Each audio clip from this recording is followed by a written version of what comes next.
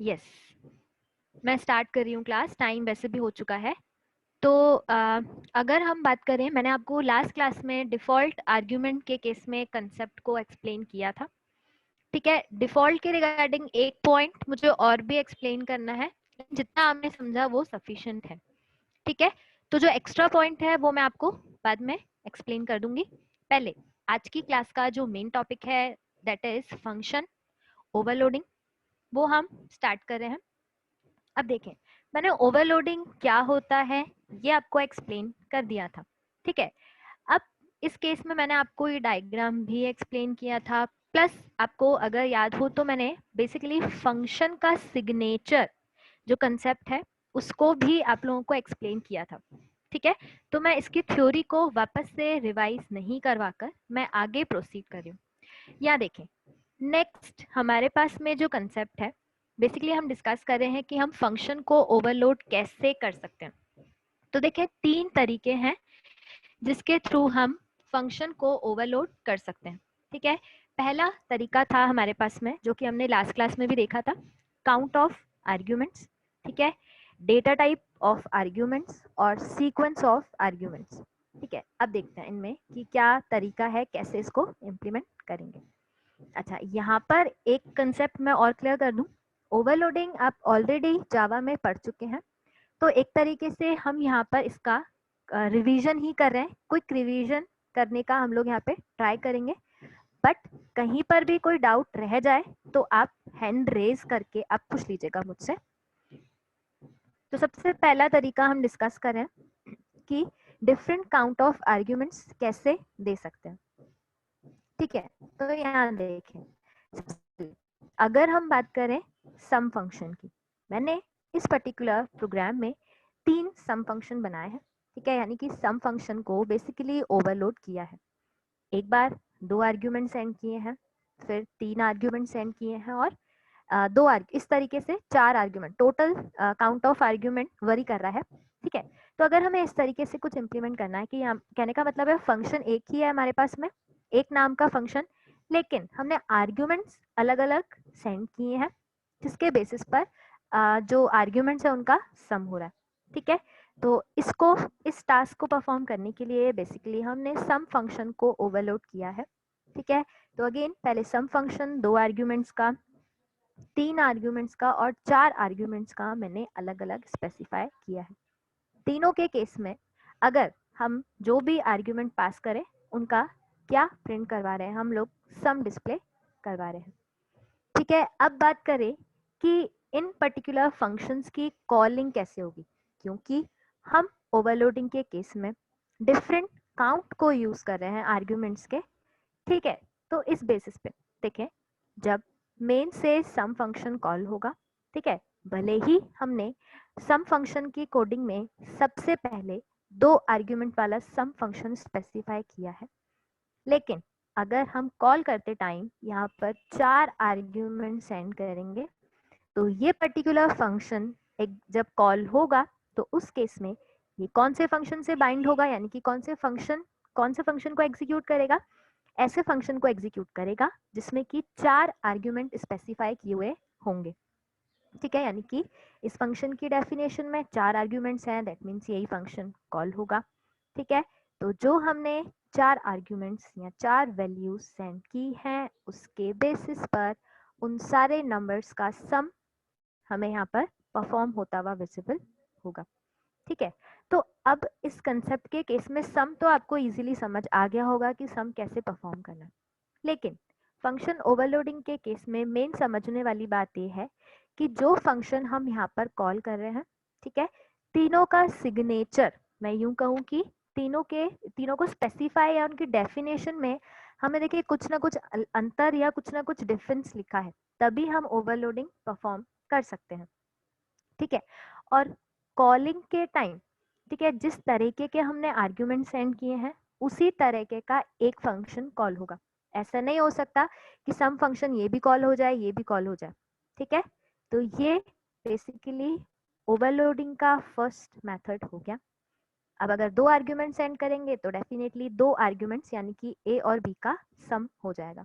इस तरीके से 3 आर्ग्यूमेंट के साथ भी ये वर्क ऐसे ही परफॉर्म होगा। ठीक है, अब यहाँ पर किसी को कोई डाउट हो तो आप पूछ सकते हैं। ये ओवरलोडिंग का फर्स्ट मेथड है।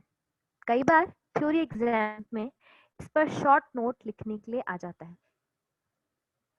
यहाँ तक अगर कोई डाउट हो तो आप पूछ सकते हैं। ठीक है, मैं नेक्स्ट टॉपिक पर प्रोसीड कर रही हूँ। आप चाहें तो बीच क्लास में भी पूछ सकते हैं। ठीक है, टॉपिक के बीच में भी पूछ सकते हैं।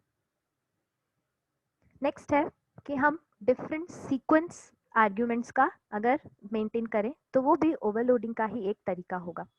कैसे, क्या होगा, देखते हैं। इस केस में मैंने प्रिंट फंक्शन को ओवरलोड किया है, मतलब मल्टीपल टाइम उस फंक्शन की डेफिनेशन पुट की है, लेकिन हर बार फंक्शन का जो लिखने का तरीका है, यानी कि जो सिंटैक्स है, या मैं यूं कहूं कि उसका जो सिग्नेचर है वो क्या है, चेंज है। किस तरीके से, देखें प्रिंट फंक्शन की अगर हम बात करें तो देखिए मैंने यहाँ पर एक तो इंटीजर आर्ग्यूमेंट लिया है और एक कैरेक्टर आर्ग्यूमेंट लिया है। तो पहले जो फर्स्ट प्रिंट फंक्शन कॉल हो रहा है, ठीक है, फर्स्ट टाइम, उसमें मैंने पहले इंटीजर वेरिएबल पास किया है, देन कैरेक्टर वेरिएबल पास किया है। ठीक है, अब इस केस में यहाँ पर जब ये प्रिंट फंक्शन कॉल होगा तो इस केस में किस तरीके का प्रिंट फंक्शन कॉल होगा, जिस पर्टिकुलर फंक्शन की डेफिनेशन इसके साथ में मैच हो जाएगी। तो अकॉर्डिंग टू दिस सबसे पहले इंटीजर है, देन कैरेक्टर, तो ये एक इसका मैचिंग का फंक्शन है जो कॉल होगा। ठीक है, अब इस केस में मैंने क्या किया है, दोनों जो प्रिंट फंक्शन बनाए हैं, सबसे पहले ये कॉल होगा तो इसकी एक बार कोडिंग देख लेते हैं। इसके एग्जीक्यूशन पार्ट में मैंने क्या किया है, i टू a तक, यानी कि जो इंटीजर वेरिएबल पास हुआ है, ठीक है, 1 से लेके 5 तक लूप चलाया है, और सिंपली जो कैरेक्टर वेरिएबल है उसकी वैल्यू को डिस्प्ले करवाया है। ठीक है, मैं अभी यहाँ से हैंडल हटा देती हूँ, यानी कि सेम रो में ये डिस्प्ले हो जाएंगे। आप चाहें तो यहाँ पर टैब भी पुट कर सकते हैं, तो उस केस में सारी वैल्यूज टैब के साथ में सेपरेट होके हमें विजिबल हो जाएंगी। ऐसे ही इसके आउटपुट की बात करें तो ये कुछ आउटपुट इस तरीके से हमें विजिबल हो जाएगा। ठीक है, कि जो डी वैल्यू थी वो हमें 5 टाइम प्रिंट होती हुई विजिबल होगी। ऐसे ही अगर हम बात करें सेकंड प्रिंट फंक्शन की, तो देखें यहाँ पर मैंने क्या किया है, सबसे पहले कैरेक्टर जो वेरिएबल है उसको पास किया है, देन मैंने क्या पास किया है, बेसिकली एक इंटीजर वेरिएबल। तो अब इसकी डेफिनेशन इसके साथ में मैच होगी। ठीक है, ये वैल्यूज यहाँ पे असाइन होंगी। अगेन लूप वही चलेगा जो मैंने ऊपर वाले कंसेप्ट में इंप्लीमेंट किया, बट इस बार इंटीजर वेरिएबल का नेम मैंने यहाँ पे बी मेंशन किया। तो अगेन 1 से लेके 5 बार ये लूप कंटिन्यू होगा और कैरेक्टर वेरिएबल कुछ इस तरीके से डिस्प्ले हो जाएगा। ठीक है, तो इंस्टेड ऑफ एंडल मैं यहाँ पर टैब कैरेक्टर स्पेसिफाई कर रही हूँ। ठीक है, तो ये रिजल्ट हमें कुछ इस तरीके से विजिबल हो जाएगा। तो ये बात हो गई कि हम क्या कर रहे हैं फंक्शन की ओवरलोडिंग के टाइम। ठीक है, फंक्शन के जो आर्ग्यूमेंट्स हैं उसका सीक्वेंस हमने चेंज कर दिया। तो ये सेकंड मेथड हुआ ओवरलोडिंग का। यहाँ तक कोई कंफ्यूजन हो, कोई डाउट हो तो आप पूछ सकते हैं।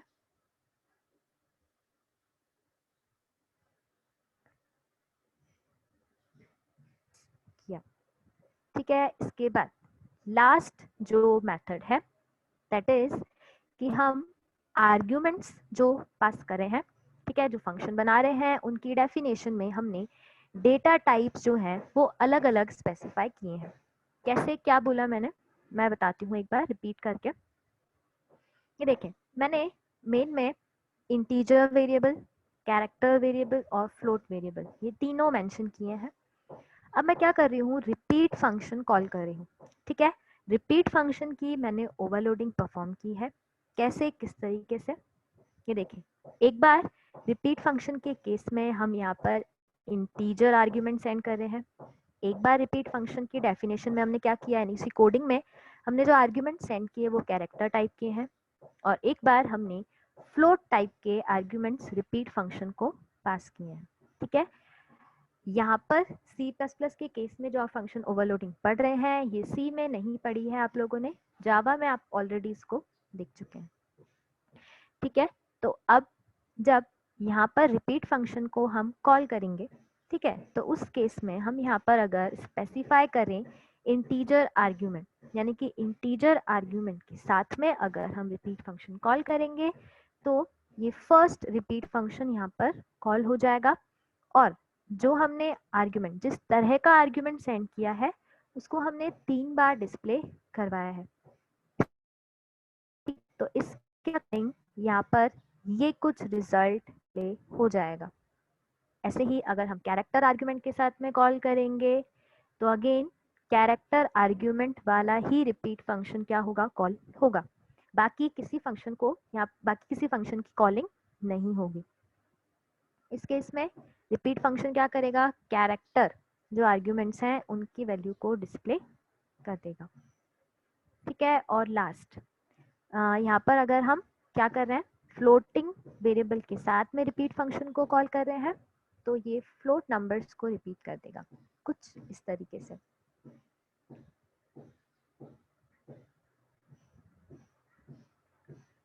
और ऐसे ही अगर हम बात करें किस केस में, जब इंटीजर जब कैरेक्टर की बात करें तो ये वाला फंक्शन यहाँ पर क्या हो जाएगा, कॉल हो जाएगा, जिसको मैंने अभी रेड कलर के साथ में हाईलाइट किया है स्क्रीन पर।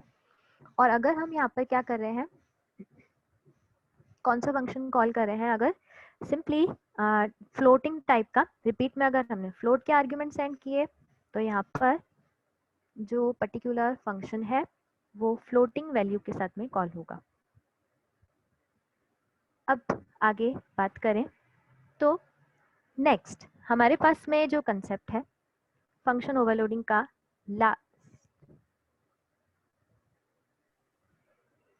यस सर,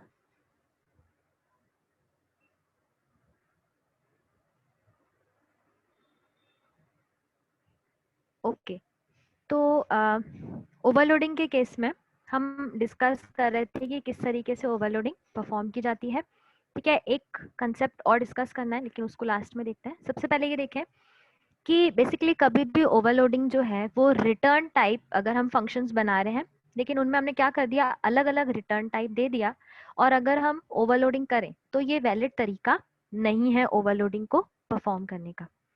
ठीक है, तो इस केस में अगर मैंने प्रोडक्ट फंक्शन बनाया, दोनों के केस में यहाँ पर मैंने आर्ग्यूमेंट्स क्या कर दिए, सेम सेंड कर दिए, लेकिन मैंने यहाँ पर उनका रिटर्न टाइप चेंज कर दिया, तो ये कभी भी जो मेथड है ये ओवरलोडिंग का मेथड नहीं है।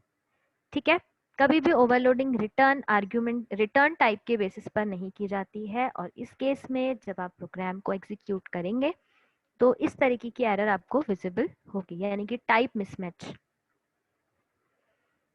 ठीक है, तो अब ओवरलोडिंग का जो टॉपिक है वो यहाँ पर ओवर होता है, और लास्ट जो कंसेप्ट है ओवरलोडिंग के रिगार्डिंग वो मुझे सिर्फ इतना सा एक्सप्लेन करना है कि जैसे हमने डिफॉल्ट आर्ग्यूमेंट देना सीखा था, ठीक है, अब मे भी शायद कुछ लोगों को डाउट हो उस केस में, डिफॉल्ट आर्ग्यूमेंट के केस में भी, ठीक है, लेकिन मुझे सिर्फ इतना सा कंसेप्ट क्लियर करना है कि डिफॉल्ट आर्ग्यूमेंट के केस में हमने देखा था कि वैल्यू देना ऑप्शनल है, हम चाहे तो उस आर्ग्यूमेंट की वैल्यू को at the time of calling हम स्किप कर सकते हैं। इस केस में अगर हम फंक्शन देखें, यहाँ पर जो पर्टिकुलर कंसेप्ट मैंने ब्लॉक के फॉर्म में पुट किया है, ठीक है, ब्लॉक में पुट किया है, यहाँ पे मैंने दो फंक्शंस बनाए हैं, प्रिंट वैल्यूज। अब क्योंकि फंक्शन ओवरलोडिंग मैंने यहाँ पे परफॉर्म की है तो इस केस में दोनों फंक्शन के केस में मैंने क्या किया है, नाम सेम रखा है, लेकिन अगर हम इस तरीके से इनकी ओवरलोडिंग करना चाहें तो ये वैलिड नहीं है। ऐसा नहीं हो सकता कि हम एक बार फंक्शन में एक आर्ग्यूमेंट सेंड करें और दूसरे प्रिंट वैल्यूज फंक्शन में हम क्या करें, इंटीजर, दोनों इंटीजर सेंड करें लेकिन एक को ऑप्शनल बना दें। ठीक है, इस केस में ये ओवरलोडिंग का वैलिड तरीका नहीं है, यहाँ पर एरर शो होगी। क्यों, इसका रीजन क्या है कि जब हम प्रिंट वैल्यूज फंक्शन कॉल करेंगे एक वैल्यू के साथ में, ठीक है, अब एक वैल्यू तो देना जरूरी है, ये तो हमने यहाँ पे स्पेसिफाई किया ही है, लेकिन क्योंकि ये एक कंपल्सरी आर्ग्यूमेंट है, ठीक है, तो अगर हम एक आर्ग्यूमेंट दें तो दोनों में से कौन सा फंक्शन कॉल होगा ये प्रॉपरली जो हमारा कंपाइलर है हमारा जो कंपाइलर है वो क्या नहीं कर पाएगा, उसको इंटरप्रेट नहीं कर पाएगा, ठीक है, समझ नहीं पाएगा कि कौन सा फंक्शन कॉल होना है। क्यों? क्योंकि इस केस में ये भी फंक्शन कॉल हो सकता है और ये भी कॉल हो सकता है, जबकि फंक्शन ओवरलोडिंग के केस में जो पर्टिकुलर फंक्शन कॉल हो रहा है वो एट अ टाइम एक ही फंक्शन को क्या कर सकता है, एग्जीक्यूट कर सकता है। मल्टीपल फंक्शन उसके साथ में बाइंड नहीं हो सकते हैं, ठीक है। तो इस कंसेप्ट में एरर है। अब यहाँ पर कोई डाउट हो तो आप पूछ सकते हैं, अदरवाइज ओवरलोडिंग का कंसेप्ट यहाँ तक ओवर हो चुका है। हाँ, अब यहाँ पर कोई एरर नहीं है।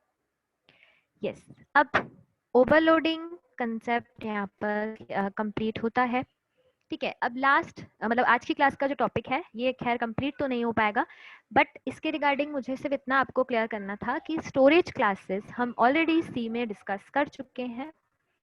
तो अगेन इस टॉपिक का भी हम एक तरीके से क्विक रिवीजन करने वाले हैं, ठीक है। स्टोरेज क्लासेस का क्या मतलब है? अगर हम इस टर्म की बात करें तो बेसिकली जो हमारे पास में प्रोग्राम में वेरिएबल्स होते हैं, ठीक है, हम उनको प्रोग्राम में कहाँ एक्सेस कर सकते हैं, प्लस प्रोग्राम के किस सेक्शन में एक्सेस कर सकते हैं, ये दोनों कंसेप्ट किससे रिलेटेड होते हैं? स्टोरेज क्लासेस से। स्टोरेज का मतलब कुछ बेसिकली स्टोरेज से है, और क्लासेस की हम बात करें तो बेसिकली उनकी कैटेगरी की बात करें, इसलिए इस टर्म को स्टोरेज क्लासेस कहा गया कि जो वेरिएबल डिफाइन कर रहे हैं, ठीक है, उसको हम कहाँ एक्सेस कर सकते हैं, प्रोग्राम के किस सेक्शन में एक्सेस कर सकते हैं, प्लस कब तक एक्सेस कर सकते हैं। ये दो टर्म्स यानी कि लाइफ टाइम और उन वेरिएबल की विजिबिलिटी के केस में हम स्टोरेज क्लास डिस्कस करते हैं। लाइफ टाइम हमें पता है कि बेसिकली कि वो पर्टिकुलर जो वेरिएबल है वो कब तक, means the duration till which the variables remain active, वो वेरिएबल कब तक मेमोरी में रहेगा। और विजिबिलिटी कि हमने जो वेरिएबल क्रिएट किया है वो कहाँ कहाँ पर, किस फंक्शन में, किस पर्टिकुलर पार्ट में, प्रोग्राम के जो हमने प्रोग्राम डॉट सीपीपी फाइल बनाई है उसके किस सेक्शन में हम यूज कर सकते हैं, ठीक है। तो इस बेसिस पर 4 तरह की स्टोरेज क्लासेस होती हैं, ठीक है। सबसे डिफॉल्ट अगर हम क्लास की बात करें तो दैट इज बेसिकली हमारे पास में ऑटो या जिसको हम ऑटोमेटिक या लोकल स्टोरेज क्लास बोलते हैं जो कि डिफॉल्ट होता है, ठीक है। अब अगर हम बात करें इसके सिंटेक्स की तो ऑटो कीवर्ड के थ्रू हम इस पर्टिकुलर स्टोरेज क्लास को यूज कर सकते हैं, लेकिन अगर हम ऑटो कीवर्ड ना भी लगाएं तो भी वो बाय डिफॉल्ट कौन सी क्लास कहलाएगी? Storage class, automatic storage class, ठीक है।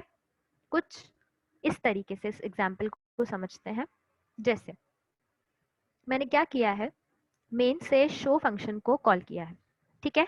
तो डेफिनेटली शो फंक्शन हमने जो बनाया है तो उस केस में कहीं आर्ग्यूमेंट हमने प्रोटोटाइप तो नहीं दिया है, दैट मीन्स ये फंक्शन कहीं मेन के पहले एग्जिस्ट करता है।